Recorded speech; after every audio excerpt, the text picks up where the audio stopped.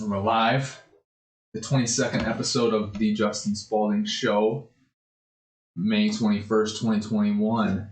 Chugging along. 22 consecutive weeks coming at you with the show. Last week, curious to see what you guys thought of last week. Had a guest. Should we do more guests?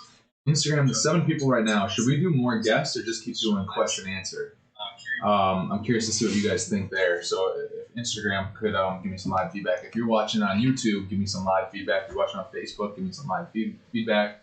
Do you think we should go down the route more of having guests on? Is the mic working? Yeah, but it's not a good mic. Huh? It's not a good mic. If we should go down the path of should we have more guests on, or should we just keep the Q&A and just kind of randomly talking about whatever topics kind of come up, some current events here and there every now and then.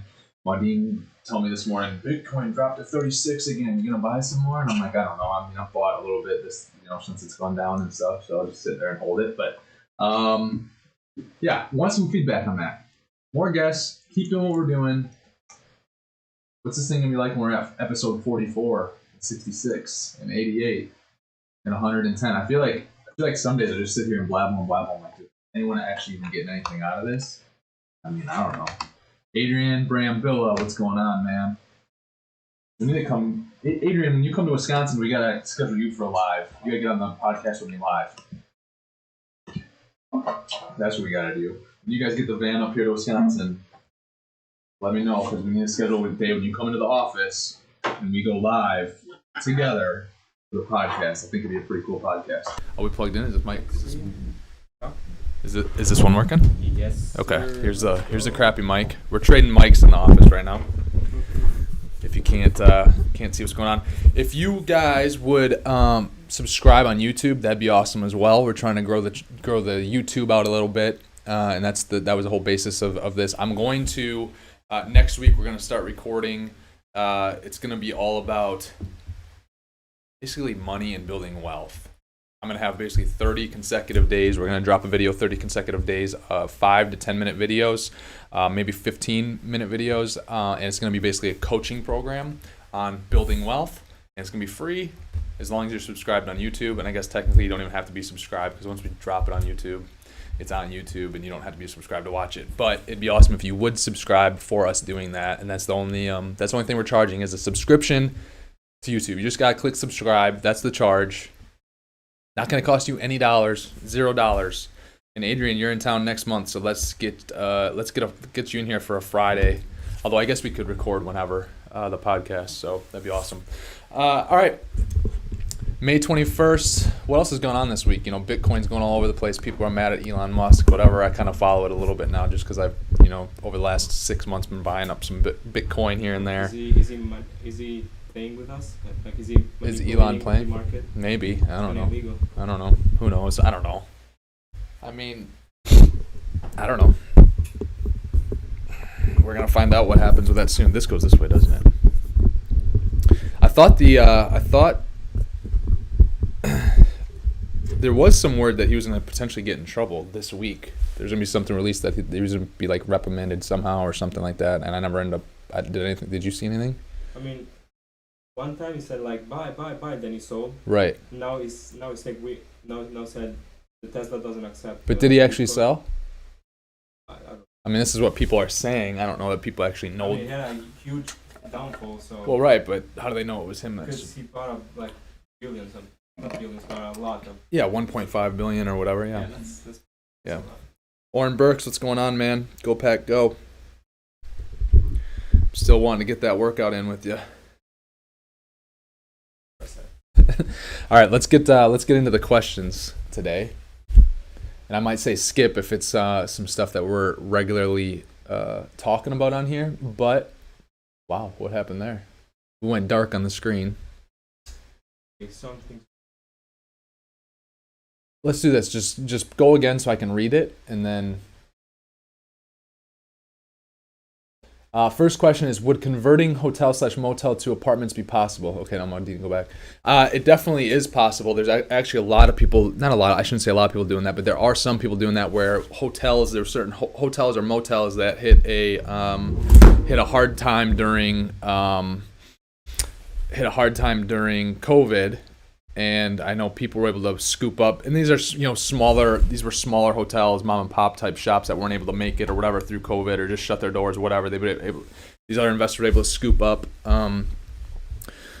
some of those properties and start turning them into more of like efficiency type apartments. I even know there's actually one guy, I believe he's in the southeast somewhere. He bought, it was like a 140 unit motel, 2 or 3 story motel type deal, where you kind of all that, there's no like common area entrance. You just kind of walk up the stairs on the outside and entry from the outside or on the first floor outside, whatever. And he was actually tearing down some walls to then put in, so that they weren't all efficiencies, right? So he had some efficiencies, but knocking down some walls and combining some of those hotel rooms to turn into a 1 or 2 bedroom apartment. And the idea behind it is being more affordable type living. So yeah, for sure, that's something that has been done, and that's something that, I know there was a deal that came across my desk in Madison, actually a hotel right across from Camp Randall, that there's call for offers out onto. It was a hotel conversion. The hotel has been around maybe for like 4 or 5 years, and it went under. The people just left. I don't know exactly what happened, but it definitely, I think it was definitely due to COVID, and I definitely think they hit a hard time. But the hotel is closed now, and they're marketing out there as a hotel. The brokerage is marketing it as a hotel conversion to apartments. There's like 50 hotel rooms or something like that, and so that's how they're marketing that. And I don't know how much attention they're getting around that deal, because I know that they have now a couple times delayed their call for offers. So like I know I had seen a call for offers, mid-May, and then I think I saw the next call to offers like May 21 or May 30th or something like that. So that means maybe that they're having trouble getting interest and traction in that scenario. So maybe their pricing is off or whatever. But for sure, there's opportunity to turn hotels, motels into apartments. Modine, can we get the next question? Yeah. I don't know why it's doing that. It's okay. Just go next question. I'll read it. Can one roll their gains from a sale of real estate? So 1031 exchange from a real estate sale into a syndication? And not directly. I don't know. This is something that I'm actually trying to figure out, because I have people that are coming to me that they say they have a 4 unit or a 12 unit, a 24 unit. It's got to the point where like they want to be able to not have to manage it. They want to invest with us. They're looking at selling that building. They'll have $1 million, $500,000, $2 million of proceeds. Hey, can I invest my 1031 funds with you? So it's a vehicle that I'm trying to figure out how we can create or make. I know one way that you can do it is through a tenant in common. But if the syndication is not offering a tenant in common piece, or not really, there's some extra costs and stuff that go into that, or not wanting to go that route, then no, you can't. There's another thing called a Delaware statutory trust. That's the vehicle that I'm starting to learn more about. I don't know enough about it now to comment much more than that, but that is a vehicle right there that essentially you could invest your 1031 funds in a syndication if the syndication is set up as a Delaware statutory trust. So it's something that we're looking into, because I know that's a huge opportunity for us, is to be able to take 1031 funds that investors have because they want to invest with us. And right now we're having to kind of say, well, no, we're not really doing that.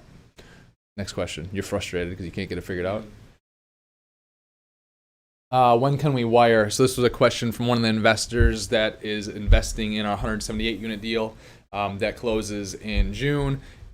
We are already taking wires. I think we already have, this from the subscription documents, we're basically full. So all of our investors have basically signed documents and basically have committed. We've got the full amount committed that we needed, about $8 million.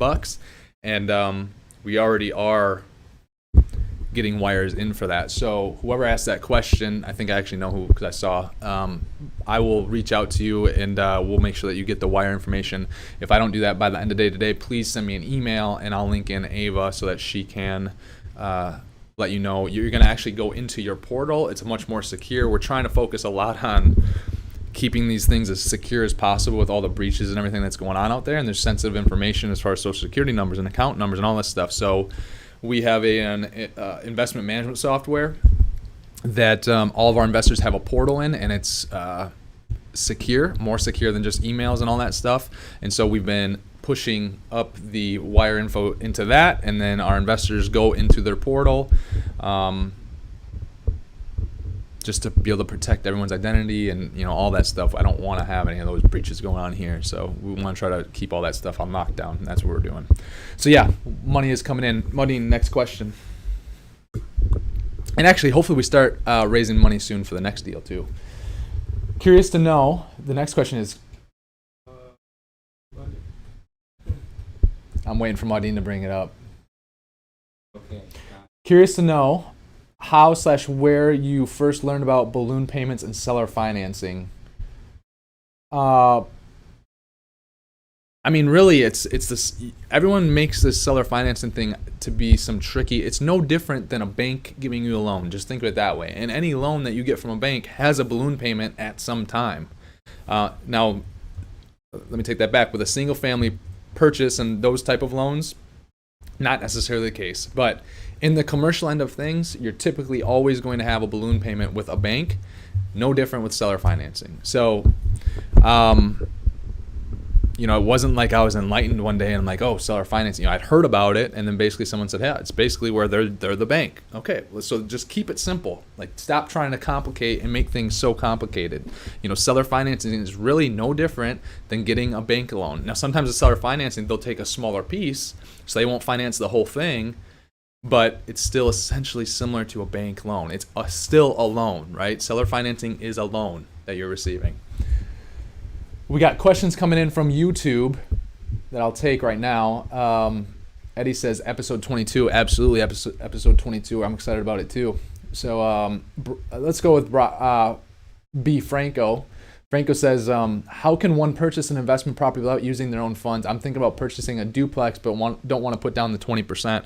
Well, with a duplex, you can actually use a regular FHA loan, put down 3%, 5%. You can live in one side, you know, whatever. So you can get away with less money there. Other way to do it is use other people's money. And once again, I've got episodes, you know, Brian, I've got episodes and episodes and episodes in this podcast talking about raising funds. So I'm not going to sit here and go through it today, because the people that follow us every single day are probably like, Jesus, you're going to talk about something else. So you got to go subscribe to YouTube, my YouTube channel, and go through all the episodes. And I talk about this all the time, how you can go out and buy a deal with no money down. And maybe what we'll do is have a show, and we'll just start taking topics and have each of these shows be on one single topic, and I can get really in the dirt and details of it and not take Q&A. But that's my answer for you today, Bri. Go on to YouTube, my YouTube channel, start with episode 1, and watch and or listen to these things all the way through, because I talk about this all the time. You bet. You're welcome. Eddie says, 1, how do you go about determining what amount to pay maintenance techs, property managers when you're around 50 to 150 units? Were they salaried at that point or hourly? So majority of the people are always hourly. We don't have, no, we do have some salary. Maintenance techs, I think we're always hourly. I don't think we have anyone that's a salary there. I think our leasing agents are hourly plus leasing bonuses, and then property managers, I believe, are salaried plus leasing bonuses as well for renewals. So, you know, how do you decide about the amount that you're going to pay them? I mean, it's dependent upon the market, right? Some markets you're going to pay more for labor than others, right? I mean, the labor that we pay here in Wisconsin for any position, whether it's property, you know, a property manager, maintenance tech, you know, bookkeeper, it's going to be less than what they're going to pay in downtown Chicago or, you know, New York City or whatever, because the cost of living, right? So I mean, you have. It just depends where you live. It's got to be market based, and you know, and then it's also got to be you know, how appealing the job is, right? How much they want to come work for you. So there's a lot of variables there, but it's got to be market based. And just because you have, you know, 50 units, I mean, 50 units, you're probably going to need someone that's a part-time maintenance tech there and a part-time manager, right? So maybe you're able to find one full-time employee at 50 units that can be both your property manager and maintenance tech, which is a very unique combination, but I know that people have done that successfully. So, and I can't remember when I was at 50 units or 88 units, you know, whatever, we had 100 units. I can't remember. I think everyone at that point was hourly. I don't think anyone was salary. Then another question is, how would you structure your team infrastructure if you wanted to take down 100 plus units of low occupancy, 20 to 40%? Would you start a construction arm if the deal was large enough, such had enough upside? Yeah, I mean, potentially, I need more details on that. How much work is going to be done, and then, what you're going to start a construction company, hire some people to do this project. What happens when you're done with that project? Because hopefully that project doesn't take you more than, if you're trying to lease this thing up as the owner, you want to get that thing done as fast as possible. And so hopefully, you're gonna go out and start advertising your services to be able to line up other construction projects. But then here's the thing that we're finding with prime painters: it's hard to find people. It's hard to, you got to get people to keep those people working. You have to get people to keep those people on track, whether it's your own project or other projects. You have to have a sales team that are selling projects ahead of those projects. Otherwise, when you're done, you're just gonna let everyone go? Are you gonna float them with your own money? I mean, how are you gonna do that? So it's a lot. And then when you go down that path, the more that you have to do yourself, it's going to take away from your time, Eddie, of going and actually finding deals, which will, in my opinion, the deals will bring you more. I mean, I could end Prime Painters tomorrow, and it's not going to mean anything to me financially right now, really. It's not. So that what I'm trying to say there is the value that I've got going for me is all the real estate and the cash flow. Right, the cash flow is what gave me the option to start Prime Painters, because I don't need to make money from Prime Painters right now. I don't need to draw a salary. I don't need it to be super profitable to pay me. Right now, we're just reinvesting everything to buy. We got 2 vans, we got a Malibu, which is a sales car, we got 2 trucks. We've got we keep investing into more sprayers and more ladders and more drop cloths and everything, making sure our team has the things that they need, more people, more advertising and all that stuff, right? So at that point, Eddie, then who's going to help you with all that stuff so that can run, but then also your real estate can keep running as well, right?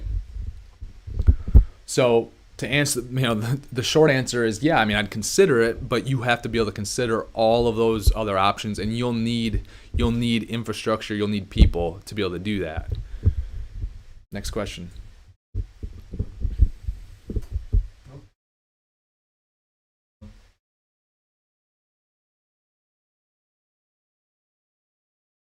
When you purchase an asset, apartments, do you start distributions first quarter? So usually when I first started doing this, we started distributing right away. What we do now is we'll wait 45 to 90 days before the first distribution. There's actually one property right now that we've had for coming up on 30 months ish, 31 months, and it's only paid distributions maybe 6 of those 36 months, because we've had to put way more cash into it than we thought. Now the end result I believe is still gonna surpass the results that I showed all those investors from day one when we started. But we've just got to, they've had to essentially say, okay, we're not getting distributions here every month, right? And that happens sometimes. But what have I always said, right? You buy cash flow producing assets that you can add value to, so that in a bad time, the cash flow from the property can still keep it afloat. You can keep doing what you need to do to get caught up, to get to a point where now you bought something for $2.5 million, you can sell it for $5.5 million, and you have a bigger windfall at the end, and not as much of the cash distributions as you go along. So that's kind of the answer on that. Yeah, Bryden, I know it's you. You have Bry on your thing, so I called you Bry. Next question.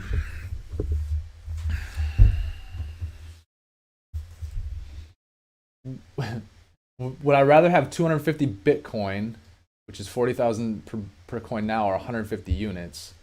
250 Bitcoin times 40,000. 40,000 is 10 million. It's 10 million.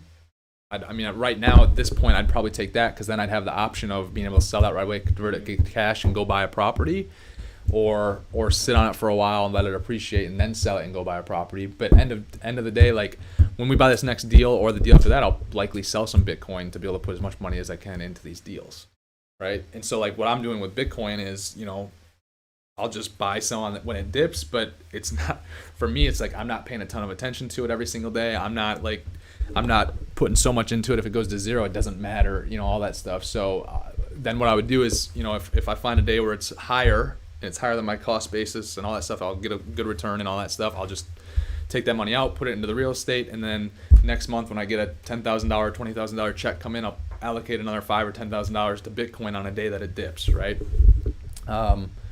That's that. Next question. Tips on who wants to go into the sales world. So the tips going into the sales world is Maudin's starting to find out because he's starting to do a little bit of sales stuff around here, making some calls for Ryder. It's a numbers game. Like if you just call 10 people a day, you're never going to have success. Right, Maudin? You're kind of figuring that out, right? You call 3 people, you're like, oh, geez, I just got 3. Like, you got to be able to pick up the phone and call 100, 200, 300, make 300 dials a day. If you make 300 dials a day, you make 100 dials a day. If you make 100 dials a day, Maudin, 5 or 6 days a week, because we're going to count Saturdays. I almost knocked the camera down. That was me. Six days a week, 100 calls a day. That's 600 calls a week. What are we at? Then that's 6,000, 18. That's a lot of calls a year. Yeah. Tens of thousands of calls a year. If you do that for a couple of years, you're going to be a millionaire. But it's one thing to be able to say it. Now it's the next to be able to have enough leads to call 100 times a day. But sometimes it's cold calling, whatever, right? But it's a numbers game. So new salespeople just have to realize that it's a numbers game and that you do not actually want or need 100% of the people to buy from you. You don't have to sell 100% of the people. You don't have to sell, you don't have to sell 50% of the people.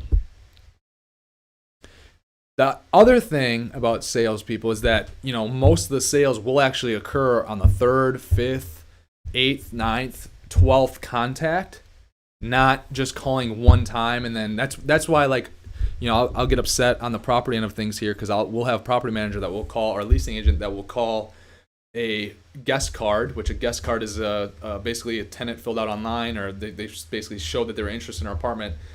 We have people that will call one time and then they'll be done. I'm like, dude, you need to call, email, and text all right within 5 minutes. And they're like, and if they say, hey, I don't want to seem like a pushy salesman, I'm like, dude, you're in sales. If you're leasing, you are in sales. If someone reached out interested about an apartment, I cannot get my phone to stay up. If someone reached out interested in an apartment, it is your job to then go out and present what we have to offer to them and get them to buy. If you only call one time, you are never going to be successful. We will have a lot of empty apartments, especially if times change a little bit and it becomes a little harder to rent apartments than what it is right now. Now it's super easy to rent apartments right now. So anyone in sales, no matter what you're selling, you need to always keep the people on the list. If someone tells me to take them off the list, I take them off that list and I put them on the next list, and I'll just follow up with them a little bit later. But you know what happens is, over time, if you're not rude, if you're not pushy and mean or whatever, if you're talking with a smile on your face and you try to make people laugh a little bit and you're personable and whatever, you're going to be able to call those people all the time and just have a conversation with them. And the people that at first are annoyed by you on the calls 2 through 6th, on the 12th call in year 2 or whatever, they're going to end up buying from you. They would have never bought from you if you didn't keep doing that. I have investors that I've sent numerous emails to, or potential investors I should say, numerous emails to since 2015. They still have not invested here yet, but one day they will. I promise you that. Promise. I fully believe that actually over time, 100% of the people that are on our list right now to invest will invest. It's just a matter of when. People get money in different situations at different times. Sometimes it doesn't work out, whatever, right? And I never take it personally when someone says no. In business, I don't take anything personal, really. So I would say those are the big things for salespeople to understand. It's a long game. You have to have a long-term type mindset. If you have a long-term type mindset, you're always going to win. And if you just keep going back through your database, I have people. There's a huge property in southern Wisconsin that I've been calling on for 10 years. Finally, the guy called me about 4 months ago. Now we've been going back over the last 4 months, starting to negotiate the deal, and he puts his toe in, takes his toe out. But finally, at least I'm in the circle where I'm going to have a chance to maybe buy this property. If I would have stopped calling this guy in 2016 or 14 or after, I've probably called the guy 100 times since 2012, maybe more than that. And I can't tell you how many voicemails I left, how many emails I left. Finally, the dude reaches out and calls me, gets a hold of me. Or I can't remember if he reached back out to me or if I called him and he actually picked up. I was getting ready to do my regular voice message spiel. I was shocked when he picked up the phone. I was like, oh, I almost crapped my pants there for a second, it shocked me. And so, but that would have never happened without a follow-up. He would have never known who I was. He would have never remembered. He wouldn't have known me. He could never have remembered to call me when it came time to sell his property, right? So you need to always keep calling people, always keep following up with people, always keep them on your list, keep building your database and your network. I know someone had asked a networking question before about, networking and buying properties. You need to network and you need to tell people what you're doing.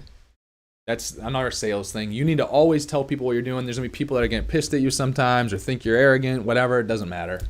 Who cares what their opinion is? It doesn't matter. They don't get what your mission is, and they don't need to. It's all right.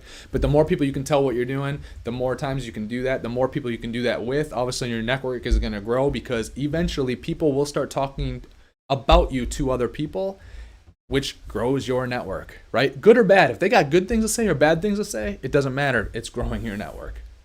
That's how I look at it. Next question. Eddie real quick asks, what's my favorite value add items to lower operating expenses going into a deal? Do you do a lot of rubs / water conservation? Yeah, we do some water conservation. We've done some rubs. We've done, just some straight up water billbacks and stuff like that. My favorite value add item, lowering operating expenses. I mean, you can go in and, like a really good example is the 88 unit we bought. We put new boilers in, and our consumption of gas and electricity from putting those new boilers in and new washer and dryers in the common areas has helped incredibly there over the last 2 or 3 years. Our utilities have gone down a lot. And actually, it's crazy. I mean, utilities since Joe Biden became president have increased. I mean, we're paying more for gas. This end of the winter here, we were paying more for gas. For heating, it's just whatever. But so yeah, that's one of my favorite ones. But then more than anything, my favorite just straight up value add item ever is just the straight up kind of management play a little bit. Be able to just manage the property a little bit better, do a little bit better marketing, be a little bit more aggressive with just naturally raising and staying up to date with the market on the rents. That's, staying ahead on that stuff sometimes is the easiest. When you start to get into, especially right now, cabinets are hard right now. Number one, it takes you forever to get cabinets right now, and the cost of all those things are going up, and then you add the delays on top of that. And so right now, I'm actually looking for assets that we do not have to change out cabinets. The deal that we're buying in June, we do not plan on doing any new cabinets. The ones that are in there they're oak, they're in really good shape, and we're gonna just ride that wave. And we're going to focus on new flooring, new light fixtures, paint, and new, updating the amenities and stuff like that. Cabinets right now are just the biggest pain. The demo of them, the removal of them, the getting the new ones, and then it's you wait 16 weeks right now to get new cabinets, and then all of a sudden they show up broken, right? So, yeah. Next question, Martin.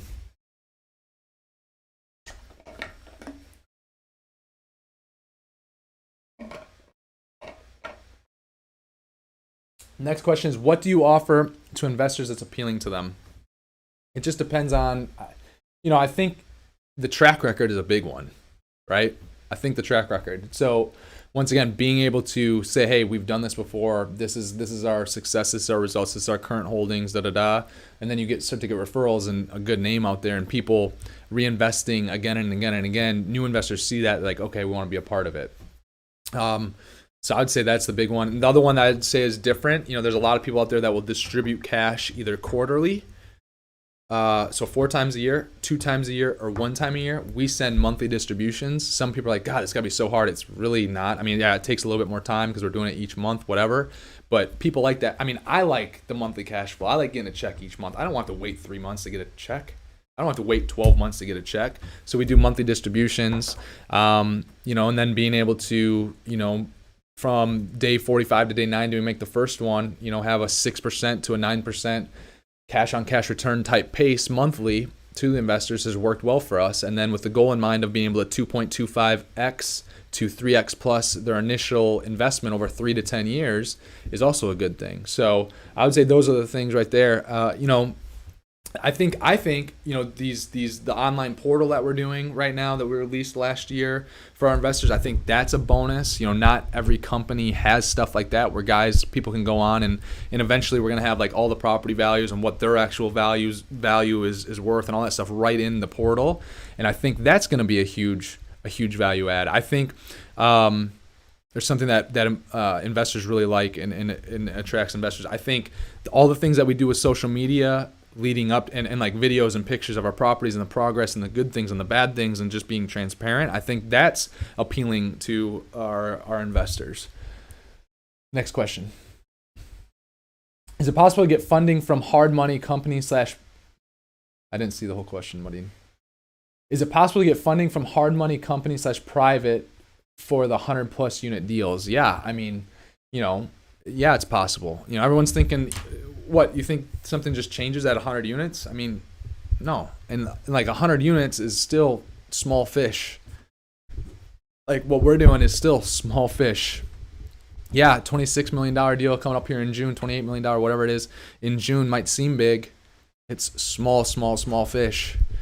So yeah, nothing really changes. It's just more zeros, right? That's always been my mindset since I was like in high school or college when I first got interested in business. I'm like, the only difference between 100 million and 1 million is 2 zeros. That's it. It's just bigger. And the cool thing when it gets bigger is theoretically it should get somewhat easier because you have more resources to get more help because of like areas that I suck at. I want to be able to hire teammates that can do those things really, really well. And then we can compensate competitively for that. Right. So theoretically, it should be easier at $1 million in 100 units than it is at, $10,000 in 10 units. Doesn't matter the actual, just bigger is going to be better, right? Next question.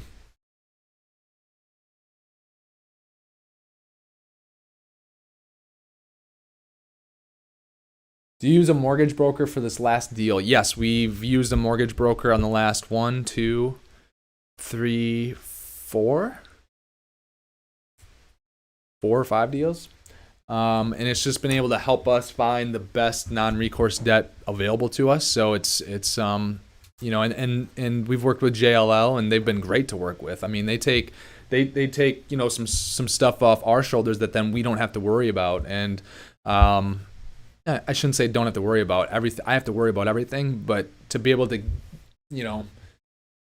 delegate things to them and then them really follow through time and time again has been great. So yeah, we've been able to get great terms that way. We've been able to get the type of debt that I want and need, depending on the type of deal that we have. Because once again, I'm never doing cookie cutters type stuff. Every single deal is its own deal, and so we need to find the correct debt for that deal, and based on what our plan is going forward. So this deal that we're closing in June, we're doing a bridge loan that's going to basically give us options to get out between 18 and 36 months.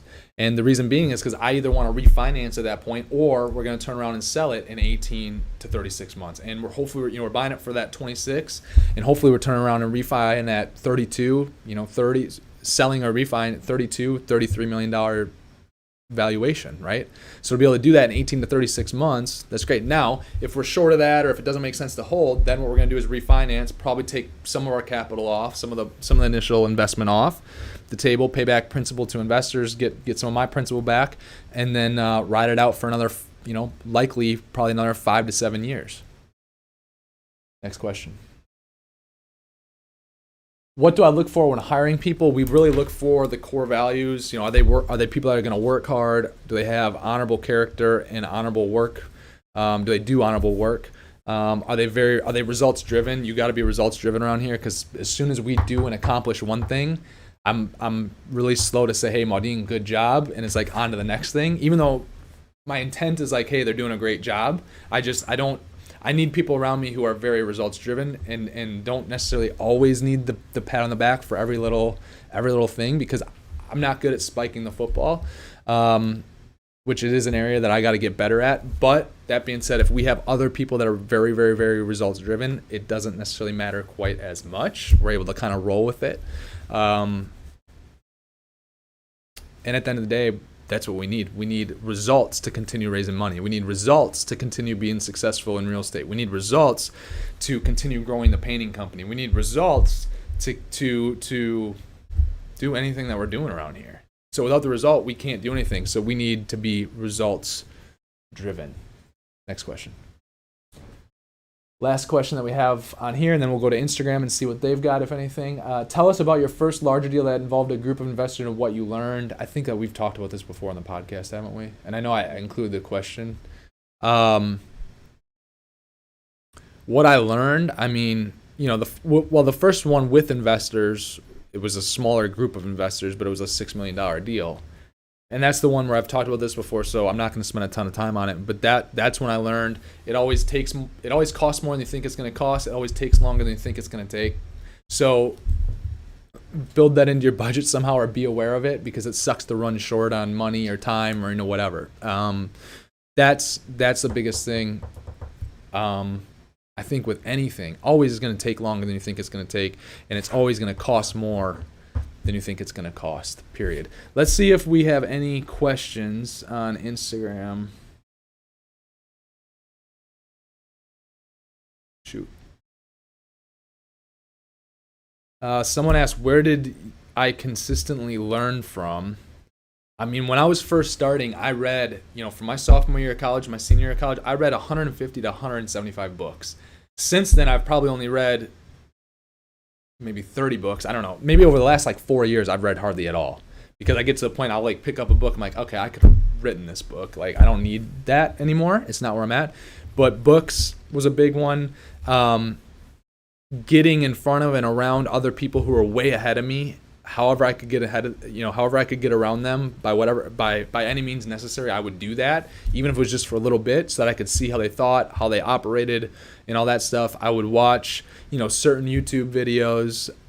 I would, but the biggest one is go out and actually do it, right? So if you want to be in sales, go out and actually do it while you're learning, because while you're actually doing it, and when you're in the actual arena, that's when you're going to learn the most. Right? You're going to learn the most about your basketball game, not when, you're in the gym all alone putting in work, which is important. You're going to learn the most about your basketball game and where you truly stand when you're playing the 40-minute or 48-minute game. So the more that you can go out and actually do and put yourself in the middle of it, the more you're going to grow, the more you're going to learn. Your experiences is where you're going to learn the most, for sure. What's a good rate of return for a business? It all depends what type of return you're looking for. Depends what type of business it is. Can you talk about networking to find deals? So once again, it's, Corey, you got to talk to everybody that you know, because you don't know their interest level in your idea, or in what you're looking for. You don't know their interest level in it. You don't know how educated they are in it. You don't know who they might know. You don't know who they might know, who that person then might know, that you might get led to because you just talked to this person about what you're trying to do, even though they might be a flight attendant. A flight attendant on an airplane, if you tell them what you are doing and up to, if somehow you strike a conversation, I don't know how the conversation starts, right? This is just a crazy example. You strike a conversation. They might not know anything about real estate investing, but they might have a brother who knows this guy that does, and you get connected that way.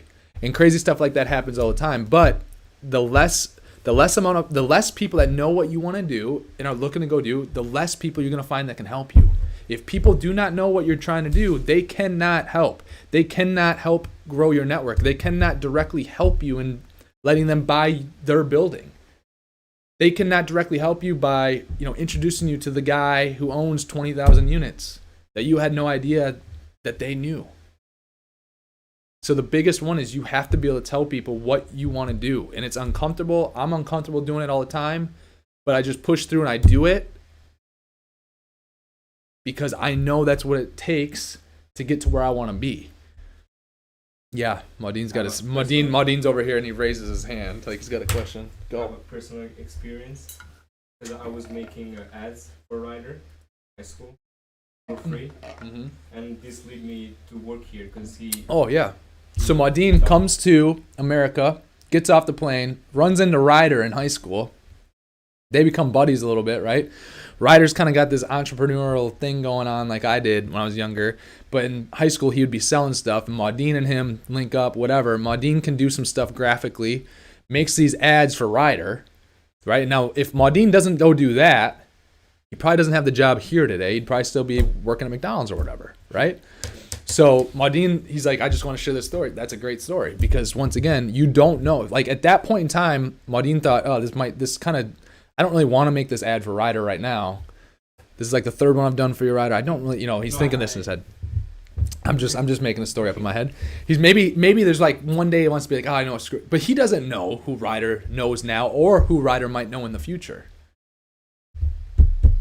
But that connection led to something more, right? Who knows? Maybe the next person Maudine goes and works for is someone that I know. I don't know, right? So it's crazy what your network can do and can become.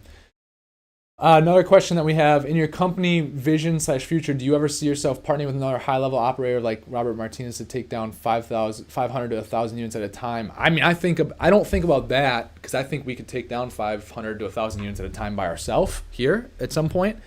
I think about at some point, in the future of, when maybe Grant's at 40,000 units and then Robert and I are at, Robert's at, 30,000 units and I'm at 25,000 units. It's like, hey, what if we just come together, put this whole thing together? Could we get a better price and a bigger at a combination of 75,000 units than individually? So I think about that sometimes, and then just taking it and like, okay, and here's the value on this, here's the value of this, it's all together. And then you go package it together, sell it, public, whatever. Who knows? So I don't think, once again, 500 to 1,000 units, Eddie, might seem big, but I'm like, I mean, we put a $500 unit in a 570 unit property last year that we could have gone out and done by ourselves. We came in second. We got to the point where we were interviewed by the seller. The seller also interviewed this other group out of New York. This other group out of New York said, hey, we're gonna put down $1 million hard today. Even if we don't buy the deal, we're out this $1 million. I'm like, I'm not gonna do that, right? But we were close to still getting the deal. If we got the deal, we could have still got it done by ourselves. So I'm looking even further ahead, and I'm like, okay, maybe 20 years from now or 15 years from now or 7 years from now, there's a couple of groups that come together because potentially if a huge company can write one check and get 3x the units from one company, they might pay a little bit more, a little bit less due diligence, a little bit, more aligned timing and all that stuff. There's benefits to it, and it's like, hey, that could happen. What else do we have here? Did you ever sell to someone but they really didn't want? Did I ever sell something to someone but they didn't really want to buy it? Yeah. I feel like in direct sales all the time. All the time? I feel like, I don't know. I don't know that some people want to pay me $2,000 or $3,000 for an hour of my time, but I'm like, dude, I get questions, these specific questions on Instagram that would take me, I'm just like, I don't, what's in it for me sometimes too, right? And so sometimes I'm like, well, yeah, here, if you really want me to go in depth in that personal, in that specific topic, it's going to take me more than 2 seconds doing it here. Here's a product you can buy, $2,000. I don't think that they really wanted to buy that or pay me $2,000 for my time, but they did because I said, hey, they would have taken that answer for free. They would have taken my time for free, right? You'd take my time for free, right? I mean, but I said, hey, here's an option. And some people won't buy it. Some people do buy it. But I think the alternative to people that even do buy it would be like, well, I'd rather have it for free. Because people would take my answers all day on Instagram for free if they could. If I just sat there and replied to everyone way in depth, So I don't know. I don't know if that answers your question or not. We sell investments too. I think there people want the product that we're, as far as we give people, I shouldn't say we sell investments. We give people opportunity to invest with us, right? Which is technically we're selling them on investing with us, right? I don't think I think, most of the time there, it's, people obviously want to invest. Right? I mean, they're inquiring, they're asking us, but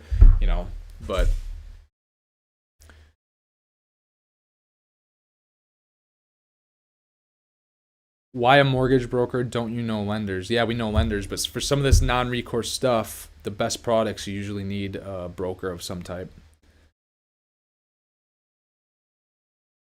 All right, I think that's going to be it for today. 45 minutes. 45 minutes long. Okay, yeah, I think we're good for today. I gotta get some other stuff done. So thank you guys so much for tuning in to the 22nd episode of the Justin Spaulding Show. We're gonna be back with you next week. I really want to know, though, do you guys want more guests or just keep kind of doing what we're doing where we just jabber and talk and talk? Like, you guys actually getting benefits from this? Or should we bring on guests more often? Like, every third show have a guest, or every other show have a guest? Or would you like a format where it's like every show should have a guest, or 1 out of 10 shows have a guest? Would you like it if we just did one topic instead of taking question and answers? Would you like it if we just did like one topic per show and go really deep into that topic? Right, so I want some feedback on that. If you're watching, that'd be awesome to get some feedback. Shoot me a message on Instagram, leave a comment on YouTube, and then we'll see you guys next week. Thanks. Have a great weekend. It's starting to feel like summer. Get out there and enjoy it.